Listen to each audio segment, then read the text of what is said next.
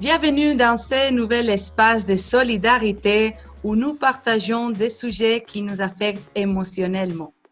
Tous les jeudis à 16 heures, nous parlons de sujets comme l'amour propre ou la confiance. C'est aussi un espace d'interaction et de liberté pour que vous nous expliquiez comment vous vous sentez en ces jours difficiles d'enfermement. Une initiative de l'école de Whitlang de Language Corner Bébé avec la collaboration de la thérapeute Véronique Guillaume-Gentil. Bonjour Véronique. Bonjour Marie-Laure, vous allez bien aujourd'hui? Très bien, et vous-même? Très bien. Aujourd'hui, jeudi 30 avril, nous parlons des émotions. Nous vivons tous actuellement un moment très intense en émotions. Il y a bien sûr, vous le savez tous et vous le ressentez tous, on traverse une période de changement brutal qu'on vit d'une façon individuelle, qui peut être au niveau de la crise mondiale, qu'on le prend vraiment sur soi-même, ou on le vit d'une façon très intime. Chacun à notre façon, nous percevons et nous ressentons les choses à des échelles différentes et toujours à travers des émotions. Émotions comme la joie ou la tristesse, quel genre d'émotions existe-t-il et comment on peut les classer? Alors, les classer, c'est un peu difficile, mais une émotion, c'est quelque chose que l'on peut se faire à soi-même. On peut se poser des questions, qu'est-ce que c'est qu'une émotion et qu'est-ce que je vis fréquemment comme émotion? Comme vous savez, il y a des multitudes d'émotions telles que la peur, l'anxiété, la colère, parfois la rage et bien d'autres, bien sûr. Cela est un sujet abstrait. Qu'est-ce que c'est une émotion? C'est ce que l'on peut définir comme le reflet de votre mental dans le corps. Par exemple, une pensée agressive, une pensée hostile créée dans notre corps est une accumulation d'énergie qui nous appelle à la colère. Le corps, comme par enchantement, s'apprête à se battre, à combattre. La pensée d'être menacé physiquement, psychologiquement, crée une espèce de contraction que vous avez dû sentir plutôt très souvent et que l'on ressent immédiatement dans ses tripes, comme par exemple la peur. Dans ces jours de confinement, d'incertitude, quelles sont les émotions qu'on peut sentir? Peut-être anxiété ou impatience? Ce sont des émotions qu'on ressent très fortes et je l'entends à travers des commentaires de patients parce qu'ils sont complètement déstabilisés, comme je l'ai déjà dit dans plusieurs émissions qu'on a faites précédemment. Ils sont en doute, ils sont dans une inquiétude infinie, alors ils ressentent un stress. Et peut arriver que parfois on ressent les émotions dans notre corps. Par exemple, on est inquiète et ensuite après on a mal à la tête. Oui, bien sûr. Quand les émotions sont fortes, peut-être que vous le savez, Marie-Laure, on a tendance à modifier ce qu'on appelle la biochimie du corps. On provoque par exemple des dérangements gastriques, des démangeaisons, on a tout d'un coup de l'asthme, de la peine à respirer. Des fois, j'ai des patients qui me disent « Oh, j'ai un bouton de fièvre », la température, sans explication. Bien sûr, on ne se rend pas nécessairement compte que ça a à voir avec les émotions, on n'associe pas que ça a à voir avec des manifestations corporelles qui est relationnée avec l'émotion vécue. Oui, par exemple, l'anxiété, non, fait qu'on a mal à l'estomac peut-être ou les poumons, comme qu'on ne peut pas respirer, ça c'est l'anxiété, n'est-ce pas?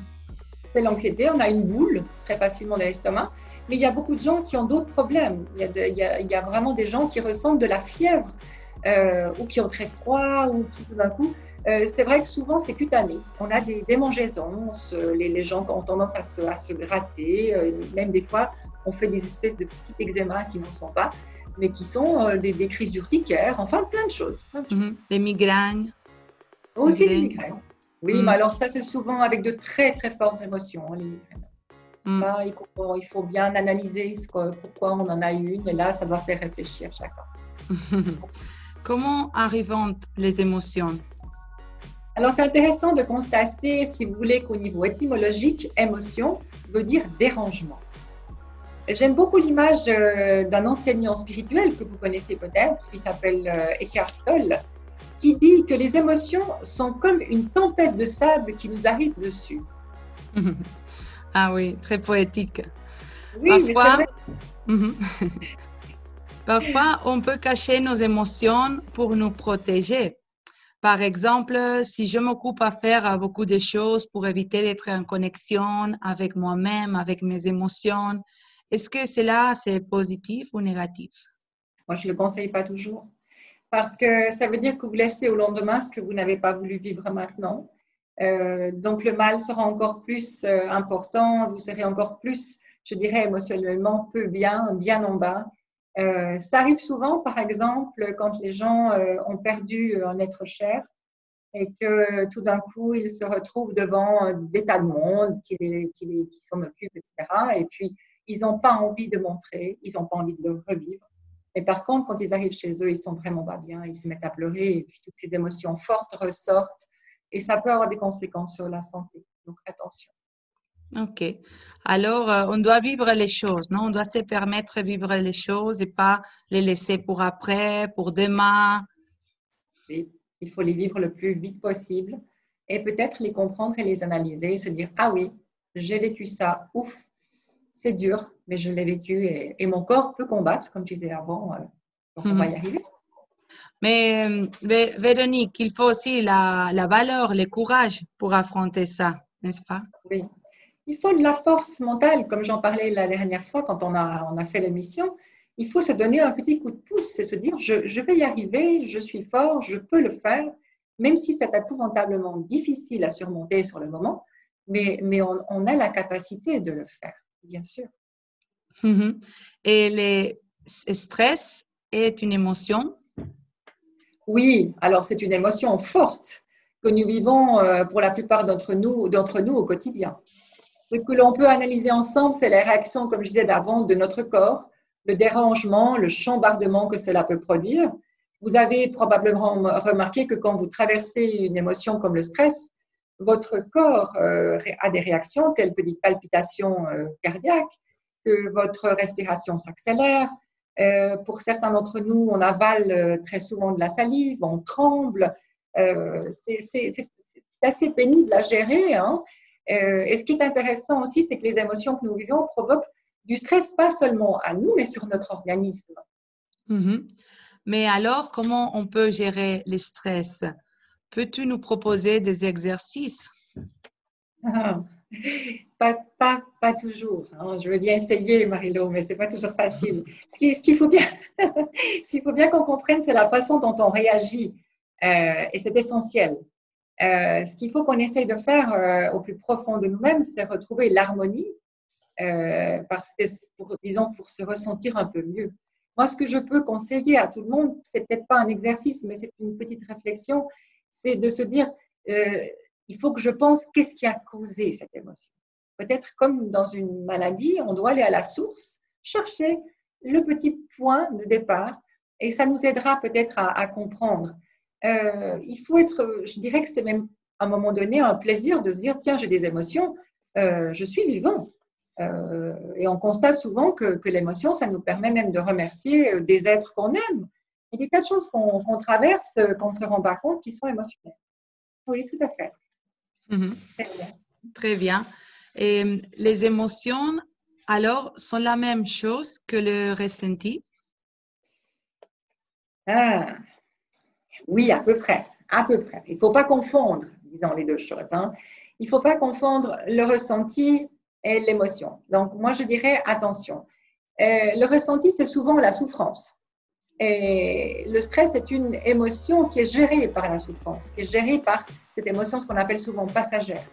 Donc, ce qu'il faut faire très attention, c'est ne pas laisser notre mental prendre le contrôle de notre vie. Ça peut avoir une forme extrêmement négative sur notre plan émotionnel. L'instant présent, parfois, oui, est désagréable à vivre, comme je disais avant, c'est inacceptable suivant par où on doit passer, c'est affreux, c'est voire ingérable, on se dit mais je ne vais jamais y arriver. Ça, c'est le ressenti. Et c'est ce qui provoque l'émotion après de la souffrance, mais aussi de la joie, parce que des fois, on passe par des moments inouïs et on est tellement heureux parce qu'on ressent quelque chose de tellement bon qu'on peut l'analyser, bah tiens, je suis heureux, etc. Je pense que surtout ce qu'il faut prendre, c'est le temps de ne pas s'infliger du stress, essayer d'éviter ce stress, essayer d'éviter cette souffrance inutilement et surtout l'éviter en laissant que notre mental ne contrôle pas notre vie, apprendre à gérer nos émotions avec du calme et une fois le calme retrouvé, je vous promets que tout ira mieux, Marie-Laure, bien sûr. J'aime bien quand on me dit j'en fais presque un ami de mes émotions. Oui, si on les gère bien, je dirais que c'est un ami parce que ça nous permettra miraculeusement de se transformer et de transformer notre vie. Très bien. Alors, les émotions sont notre ami parce que peut-être ils nous préviennent des choses. Si on a peur, peut-être ça peut arriver parce qu'on a un danger dans notre vie ou si on est stressé aussi. Voilà, c'est comme un peu un signe alors, oui. C'est un signe où il faut être très prudent parce que vous devez tenir compte que ça peut provoquer des maladies. Le stress de la pensée peut provoquer des maladies. C'est la porte ouverte, comme disent certains médecins, à des maladies. Et il faut essayer de ne pas baisser parce que ça baisse automatiquement quand on est très stressé notre système immunitaire. Donc, pensez à ça aussi. Je crois que c'est ça. Et puis, je dirais attention et prudence, s'il vous plaît, à tous. Par exemple, on vit une période où les médias ont pris beaucoup d'importance dans nos vies et l'excès d'information est anxiogène. Donc, ça provoque de nouveau du stress et un immense stress sur l'organisme. Donc, ce stress, on le ressent chaque fois quand on regarde des chaînes, surtout ces chaînes informatives qui diffusent en continu. Ça se traduit de nouveau en inquiétude, ça agit sur le mental et après, on ne retrouve pas notre calme. Ça, je crois que c'est important. Il ne faut pas l'oublier et surtout essayer de ne pas fiche en l'air, si on veut bien dire, notre système immunitaire à travers tout ce stress qu'on peut éviter. Oui, parfois, c'est vrai que dans ces moments de l'information, cette société de l'information, on est même étouffé avec tellement d'informations partout, la publicité, Internet, voilà. Oui. Alors, d'accord, bien regarder, dedans les émotions. Eh bien, nous sommes arrivés à la fin de notre émission et pour finir, Véronique, peut-être pouvons-nous résumer les points clés, les points les plus importants de cet exposé afin d'aider les personnes chez eux? Oui, moi je dirais, pensez que nous avons un énorme privilège, c'est que nous sommes vivants, que nous pouvons vivre ces émotions et qu'on peut apprendre à les gérer. Je pense que c'est très important et ne l'oubliez pas. Et surtout, ne laissez pas que ces émotions prennent le contrôle sur votre vie et sur votre mental. Soyez prudents et je reste à votre disposition si vous avez des questions, bien sûr. On peut en parler, Marie-Laure et tous ceux qui nous voient. Et pour les personnes qui voudraient avoir un soin avec toi, Véronique, comment doivent-ils faire? Même pas un soin, un petit téléphone, un coucou, surtout maintenant où j'ai beaucoup d'appels de personnes qui ont besoin de parler. Déjà m'appeler, allez sur mon site internet, on l'avait mis, vous pouvez le revoir. M'appeler, bien sûr, j'ai WhatsApp, me laisser un petit message si vous ne voulez pas me parler tout de suite, à quelle heure je peux vous rappeler, je suis à votre disposition. Je pense rouvrir mon cabinet à partir du 11 mai, donc je prends déjà des rendez-vous. Vous pouvez m'appeler sans autre et c'est avec grand plaisir que je m'entretiendrai avec vous et je répondrai à toutes vos questions. Merci beaucoup encore, Véronique Guillaume-Gentil. À bientôt, Marie-Laure. Marie-Laure vous a parlé. Nous revenons le jeudi 7 mai avec un nouveau sujet émotionnel dans notre espace solidaire de l'école de Whitlock de Language Corner BB en collaboration avec Véronique Guillaume-Gentil. Merci, à bientôt.